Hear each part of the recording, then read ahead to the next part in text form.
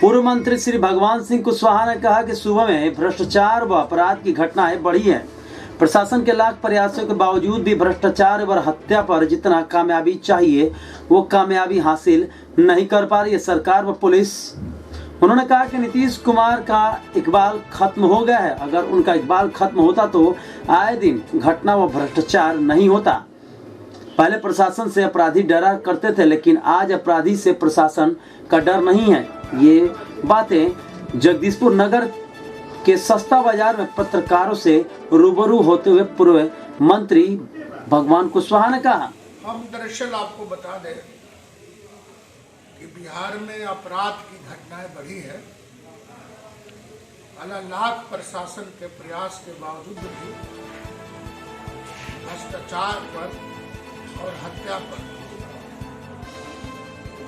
जितना कामयाबी चाहिए वो कामयाबी हासिल नहीं कर रही है माननीय नीतीश कुमार की पुलिस। और पुलिस क्यों नहीं कर रही है? डर रही है, अपराधियों से डर रही है। बल्कि हमको तो लगता है कि इतबार खत्म हो गया प्रशासन का। प्रशासन से पहले अपराधी डरते थे, अब अपराधी से प्रशासन डर रही है। तो मैं माननीय नीतीश कुमार से आग्रह करूंगा कि आप लंबे समय से बिहार का मुख्यमंत्री हैं, आपकी तजुर्बा है सरकार चलाने का। विकास को तो पटरी पर लाने की आपने भरपूर कोशिश की, लेकिन भ्रष्टाचार और अपराध पर अभी नियंत्रण करना बाकी है। कि प्रदेश अध्यक्ष की बात आपसे हुई, खबर चल रही है, क्या सच है? फिर जाएंगे जदयू में? दरअसल जदयू के प्रखंड राज्य अध्यक्ष से मेरी बात हुआ करती है। सिर्फ उन्हीं से बात नहीं हुई थी, बल्कि बिहार के मुख्यमंत्री से भी मेरी बात हुई थी। और बिहार के मुख्यमंत्री को मैंने अपनी पीड़ा बताया था और हमने कहा कि आपने जो गलती किया उस गलती का पश्चाताप आपको है कि नहीं, आप दुखी है कि नहीं। हम लंबे समय से सक्रिय थे, आपने सीट काटा, मैंने सिर्फ चुनाव नहीं हारा, बल्कि मेरे रिएक्शन में कई जगहों पर यानी शाहाबाद से लेकर मगध तक आपने सभी सीटों पर जदयू हार गए। क्या लगता है श्री भगवान सिंह लव कुश समीकरण को लेकर जदयू में फिर शामिल होंगे? लव कुश समीकरण सिर्फ नीतीश कुमार का नहीं है। नीतीश कुमार का आमंत्रण मुझे प्राप्त नहीं हुआ और मैं समझता हूं कि आमंत्रण प्राप्त भी नहीं होगा। ये फैसला हमको लेना है और फैसला जा करके नहीं लेना है, बल्कि अपने स्टैंड पर खड़ा होकर के लेना है।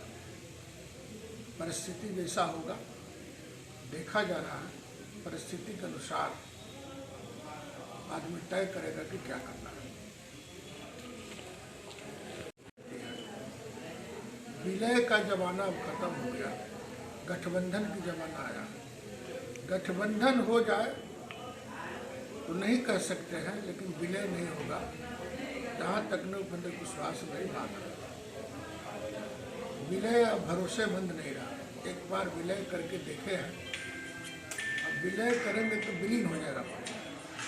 विलय का प्रस्ताव उचित नहीं है और नीतीश कुमार जी को भी विलय का प्रस्ताव नहीं रखना चाहिए। बाजी को भी रखना चाहिए था, वीआईपी पार्टी को रखना चाहिए था, पप्पू यादव को भी रखना चाहिए था। लव कुश के समीकरण को मजबूत करना चाहते हैं तो एक सैद्धांतिक तौर पर मजबूती के साथ और नेतृत्व परिवर्तन के साथ लव कुश का गठबंधन बनाए तो उसमें हम लोग साथ हैं, इसमें कैसे दो रहे हैं। वो बजट में किसानों के लिए, नौजवानों के लिए कुछ नहीं है। बहुत निराशाजनक बजट है और बिहार के लिए तो कुछ नहीं है। बिहार के साथ सौतेलापन व्यवहार हुआ, ना विशेष राज्य की दर्जा के जिक्र है और न ही कोई विशेष पैकेज का जिक्र है।